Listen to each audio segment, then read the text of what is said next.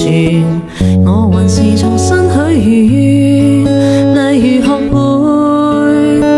承受失戀。明年今日別要再失眠，床褥都改變。如果有幸會面，或在同伴新婚的盛宴，惶惑地等待你出現。明明今日未見你一面，誰捨得改變？離開你60年，但願能認得出你的子女，臨別亦聽得到你講。